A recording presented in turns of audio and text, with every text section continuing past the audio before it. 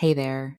I just wanted to let you know that next week I will be offering a free live VBAC prep workshop called 3 Steps to Have an Empowered VBAC, even without a supportive provider. The 2 sessions will be on Wednesday, October 9th at 12 p.m. Eastern Standard Time. The second session is Tuesday, October 15th at 2 p.m. Eastern Standard Time. You don't have to attend both. You can attend either one, or you can attend both if you'd like. Again, this will be live. Some of the things I'll be covering in the workshop are how to shift from fear and doubt to confidence and empowerment when it comes to your VBAC, the power of effective communication and boundary setting, and how you can still have a strong support system even without a supportive provider. This workshop is perfect for anyone, whether you're trying to conceive or currently pregnant and preparing for a VBAC. Again, the 2 dates currently being offered are Wednesday, October 9th at 12 p.m. Eastern Standard Time and Tuesday, October 15th at 2 p.m. Eastern Standard Time. If you want to find out more and register for one of the workshop dates, please go to thehannahgill.com/workshop. So it's really dependent on your comfort level and what you want to do. Because regardless of ACOG recommendations or recommendations from me or anyone else, you have to decide what's best for you and your family.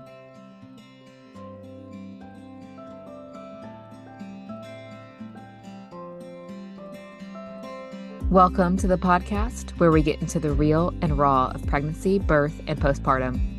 My name is Hannah Gill. I'm a VBAC mom, doula, and birth educator, and I help women discover their options and harness their inner power to have the experiences they desire. I'm here to support you through the ebbs and flows of these transformative years so we can have open and honest conversations about the hard, the messy, and the beautiful parts of motherhood. This is the Ebb and Flow Birth Show.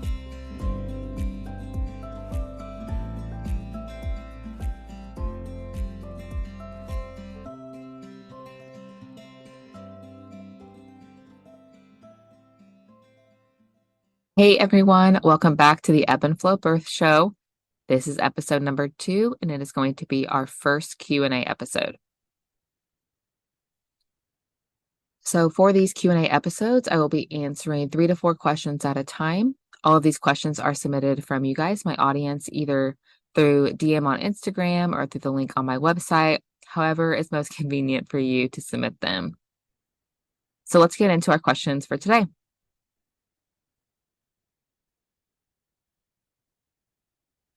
So this first question is from Joy Lily. She asks, how to prioritize postpartum rest when you have other children?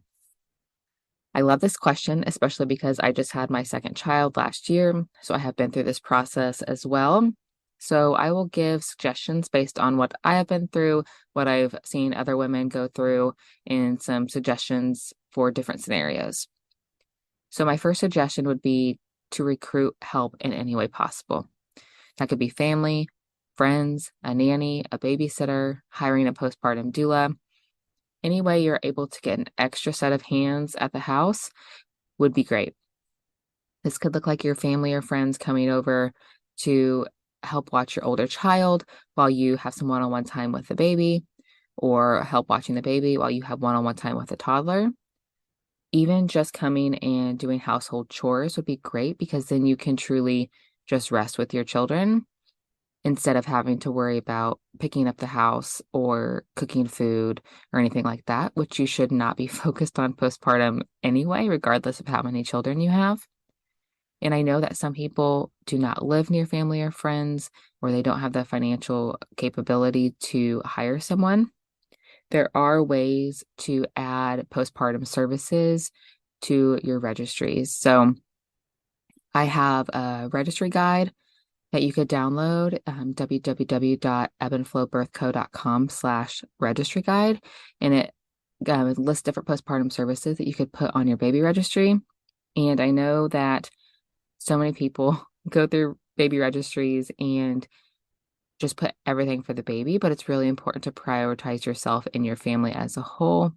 And that's what we did for my daughter, the second time around, was we asked for the finances, so like money to go towards postpartum and birth services, so like doula services.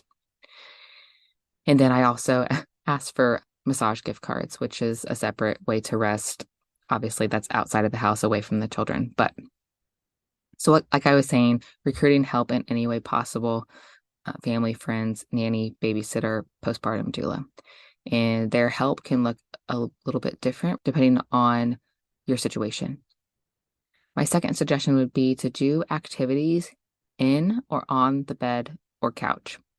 So obviously these are the two most obvious places where people rest, are the bed and the couch. So this could be like having your baby and your toddler with you at the same time, or maybe when the baby's napping, or however you want to do it. But you could do activities such as reading books, coloring, magnet tiles or blocks, sensory bins, especially for the toddler, and pretend play. So just having like animals or figurines or whatever to play with.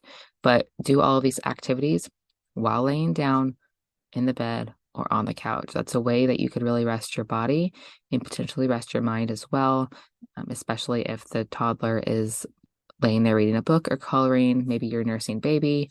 There's different scenarios where these situations can work.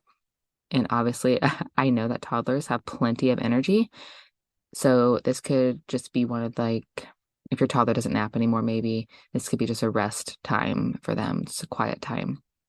My third suggestion, and I know this can be controversial, but it may come to the point where you potentially need to implement more screen time or activities that you are not directly involved in. So for an example, during my maternity leave, on the days where my toddler, was not with my parents, there would be a couple of days a week where they would just come pick him up to do activities. There were days where it just became so overwhelming that we had to implement some additional screen time, more than what he usually gets. So he would sit and have some screen time. And if my daughter was napping, then I would just rest next to him having screen time. If my daughter was not napping, I would rest with her, nurse her, just anything to give my body and my mind a few minutes to relax.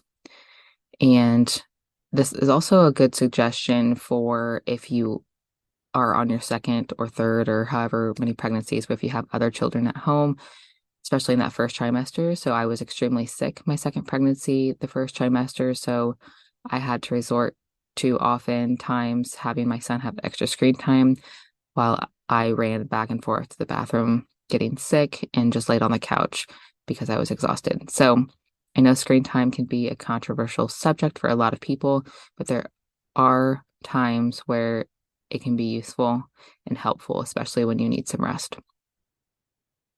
Okay, this second question is from Sarah, and she asks, what is your favorite part of being a doula?